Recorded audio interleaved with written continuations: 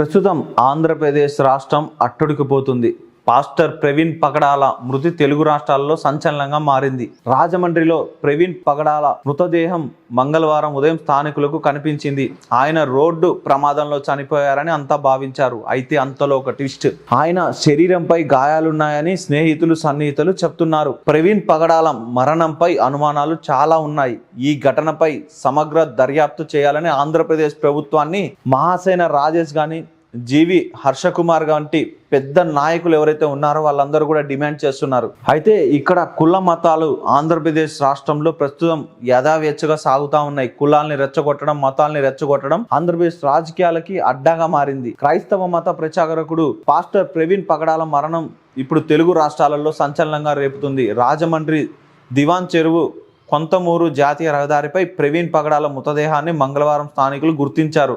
పక్కనే బైక్ ఉండడంతో బైక్ ప్రమాదంలో ప్రవీణ్ పగడాల చనిపోయినట్లు తొలుత భావించారు. అయితే ప్రవీణ్ పగడాల శరీరంపై గాయాలు కనిపించాయంటూ ఆయన అనుచరులు ఈ ఘటనపై అనుమానాలు వ్యక్తం చేస్తున్నారు. మరోవైపు హైదరాబాద్కు చెందిన పాస్టర్ ప్రవీణ్ పగడాల రాజమండ్రి ఎందుకు వెళ్లారనేది తెలియడం లేదు. హైదరాబాద్ నుంచి విశాఖపట్నానికి బైక్ మీద వెళ్తున్నారంటూ కొన్ని వార్తలు వస్తున్నాయి. నిజంగా అది సాధ్యమేనా?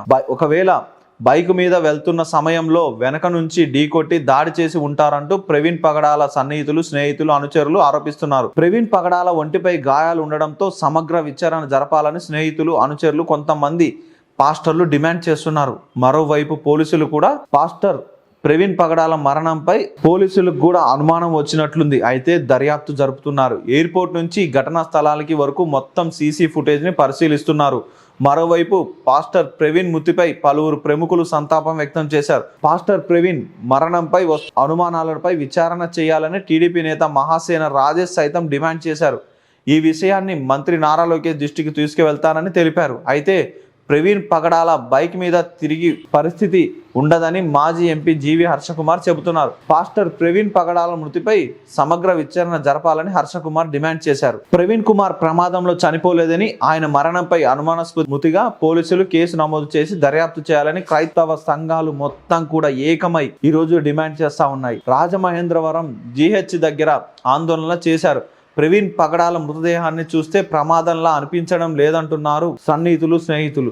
పోలీసులు వెంటనే రంగంలోకి దిగారు. ప్రవీణ్కు ప్రమాదం జరిగిన చోట సీసీవీ ఫుటేజ్ని ఇస్తామని, తగిన న్యాయం చేస్తామని హామీ ఇచ్చారు. అయితే పోస్ట్ మార్టం సమయంలో వీడియో రికార్డింగ్ తాము చెప్పిన ఓ వ్యక్తి సమక్షంలో జరగాలని కోరగా పోలీసులు అంగీకరించినట్లు క్రైస్తవ సంఘాల నేతలకు తెలిపారు. అయితే ఆంధ్రప్రదేశ్లో మత రాజకీయాలు చాలా ఎక్కువయ్యాయి. అలాంటి మతోన్మాదులు ఎవరైనా దాడి చేసి ఉంటారనేది కూడా చూసుకోవచ్చు. ఈ మధ్య కాలంలో ఎప్పుడైతే ఆంధ్రప్రదేశ్ రాష్ట్రంలో బీజేపీ కూటమి ప్రభుత్వం అధికారంలోకి వచ్చిందో ఇలాంటి సంఘటనలు ఎన్నో జరుగుతూ ఉన్నాయి. అంతకుముందు జగన్మోహన్ రెడ్డి ఉన్నప్పుడు క్రిస్టియానిటీని ఒక విధంగా పెంచుకుంటూ వెళ్ళాడని, తర్వాత ఇప్పుడు వీళ్ళు వచ్చిన తర్వాత పవన్ కళ్యాణ్ లాంటి వ్యక్తులు వచ్చి సనాతన అంటున్నారు. అలాంటి రెచ్చగొట్టడం వల్ల అంటే ఆ ప్రభుత్వం చేసినా ఈ ప్రభుత్వం చేసినా సామాన్యులకు కానీ భక్తి భావాల్ని విచ్ఛిన్నం చేయడమే వీళ్ళ బాధ్యతగా పెట్టుకున్నారు. ఒకటి కుల మత ద్వేషాలు లేని రాజకీయాలు. ఒకప్పుడు కులం రాజకీయం ఉండేది, ఇప్పుడు మత రాజకీయాలు కొత్తగా ఆంధ్ర రాష్ట్రంలో అయితే మొదలయ్యాయని కూడా అందరూ ఆశ్చర్యపోతున్నారు. ఇలాంటి జరుపుకుంటా పోతే ఈరోజు ఒక పాస్టర్ ప్రవీణ్ పగడాల మీద జరిగితే రేపు ఎంతమంది మీద జరగవచ్చు? చిన్న చిన్న పాస్టర్ల మీద కానీ, లేకుంటే చిన్న చిన్న అర్చకుల మీద కానీ ఏదైనా జాడి జరిగితే హిందూ మనోభావం కానీ, లేకుంటే క్రైస్తవ మనోభావం కానీ దెబ్బతినే పరిస్థితి అని కానీ విశేషులు చెప్తా ఉన్నారు.